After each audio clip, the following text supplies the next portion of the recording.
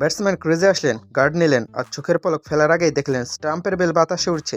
না, এটা কোনো ফ্যান্টাসি মুভি না, এটাই হচ্ছে বর্তমান সময়ের নাহিদ রানা ইম্প্যাক্ট।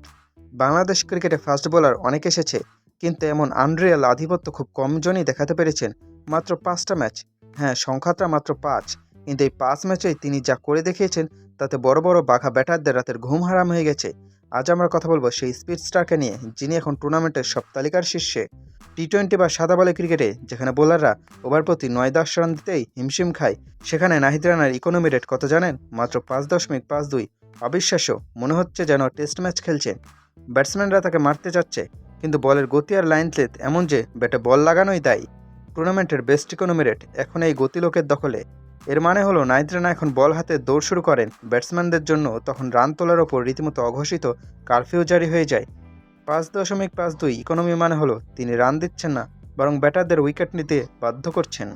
এবার আসে সবচেয়ে ভয়ঙ্কর তথ্য, বোলিং এভারেজ 10।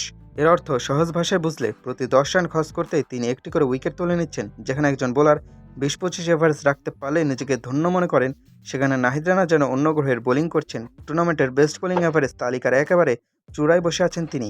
5 ম্যাচে তিনি যে ইম্প্যাক্ট তৈরি করছেন তা স্রেফ পরিসংখ্যান দিয়ে বোঝানো সম্ভব না। তার করা এক একটা ডেলিভারি যেন আগুনের গোলা। ইয়র্কার হোক কিংবা বাউন্সার, ব্যাটারের কাছে কোনো উত্তর নেই। এটাই হচ্ছে আসল পেস গান। অনেকেই বলেন গতি থাকলে নিয়ন্ত্রণ থাকে না, কিন্তু নাহিদ রানা প্রমাণ করেছেন 150 কিলোমিটার গতিতেও নিখুঁত নিশানায় বোলিং করা সম্ভব। তার সবচেয়ে বড় শক্তি হল আত্মবিশ্বাস। ডেথ ওভার হোক বা পাওয়ার প্লে, ক্যাপ্টেন যখনই বিপদে পড়ছেন নাহিদ রানা এসে ব্রেক থ্রু এনে দিয়েছেন।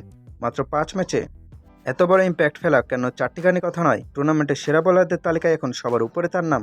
এই পারফরমেন্সে স্রেফ ঘরোয়া ক্রিকেটের জন্য না, এটা বিশ্ব ক্রিকেটের জন্য একটা বড় মেসেজ। বাংলাদেশ থেকে গতির এক নতুন দানব আসছে।